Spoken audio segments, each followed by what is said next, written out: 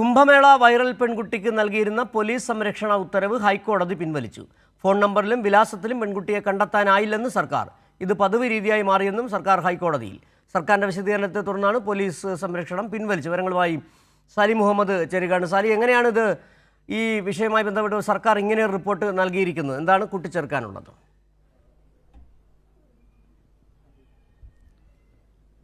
അതായത് നമുക്കൊക്കെ അറിയുന്നത് പോലെ മോണാലിസയും മുഹമ്മദ് ഫർമാനും തമ്മിലുള്ള വിവാദമായ വിവാഹത്തെ തുടർന്ന് മധ്യപ്രദേശ് പോലീസ് ഇവിടെ അന്വേഷിച്ചു വരികയും മറ്റ് ചില സംഘടനകൾ അവർക്കെതിരെ ഭീഷണി ഉയർത്തുകയും ചെയ്ത പശ്ചാത്തലത്തിലാണ് അവർ ഹൈക്കോടതിയെ സമീപിച്ച് പോലീസ് പ്രൊട്ടക്ഷൻ തേടിയിരുന്നത്.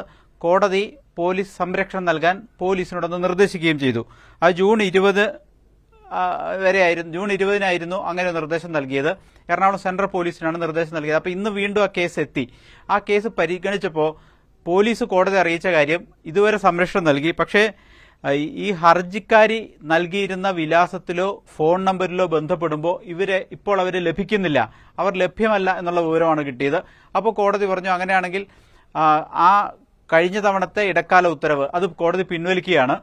അവർക്ക് നൽകിയിരിക്കുന്ന പോലീസ് സംരക്ഷണ ഉത്തരവ് കോടതി പിൻവലിക്കുന്നു എന്ന് പറഞ്ഞു. ഇനി എന്തെങ്കിലും ആവശ്യത്തിന് അവർക്ക് കൂടുതൽ പ്രതിസന്ധി ഉണ്ടെന്ന് തോന്നിയാൽ അവർക്ക് ഏതെങ്കിലും പോലീസ് സ്റ്റേഷനിൽ സമീപിച്ച് വ്യക്തിപരമായ അപേക്ഷ സമർപ്പിച്ച് പോലീസ് സംരക്ഷണം തേടാവുന്നതാണ് എന്ന് കോടതി വ്യക്തമാക്കിയിട്ടുണ്ട്. പക്ഷേ ഇതിൽ സംഭവിച്ചത് ഈ കഴിഞ്ഞ ദിവസങ്ങളിലൊക്കെ ഈ മറ്റൊരു കേസും കൂടി ഈ കേസുമായി ബന്ധപ്പെട്ട് ഹൈക്കോടതിയിലുണ്ട്. കാരണം ഫർമാന്റെ മുൻകൂർ ജാമ്യാപേക്ഷ ഹൈക്കോടതിയിലുണ്ട്. മുൻകൂർ ജാമ്യാപേക്ഷ അത് തീർപ്പാക്കിയിരുന്നു, കാരണം മധ്യപ്രദേശ് ഹൈക്കോടതിയെ സമീപിക്കാൻ പറഞ്ഞ്.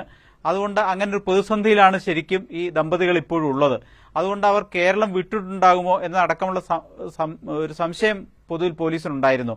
അവർ കേരളത്തിൽ വെച്ചാണ് അവർ കണ്ടതും അവർ കേരളത്തിലെ പോലീസിനോട് സംരക്ഷണം തേടിയതും കേരള ഹൈക്കോടതിയാണ് സമീപിച്ചതെങ്കിലും കേരള ഹൈക്കോടതി ഈ ഫർമാന്റെ ഹർജി പരിഗണിച്ചിട്ട് മധ്യപ്രദേശ് ഹൈക്കോടതി സമീപിക്കാൻ നിർദ്ദേശിച്ചിരുന്നു. അതിന്റെയൊക്കെ അടിസ്ഥാനത്തിൽ അവർ മധ്യപ്രദേശിലേക്ക് മടങ്ങിയിട്ടുണ്ടാകുമോ എന്നതും വ്യക്തതയില്ല. ഏതായാലും ഇപ്പോൾ ഏറ്റവും ഒടുവിലുണ്ടായത് അവരുടെ പോലീസ് സംരക്ഷണ ഹർജി ഇന്ന് പോസ്റ്റ് ചെയ്തിരുന്നു രണ്ടാമത്.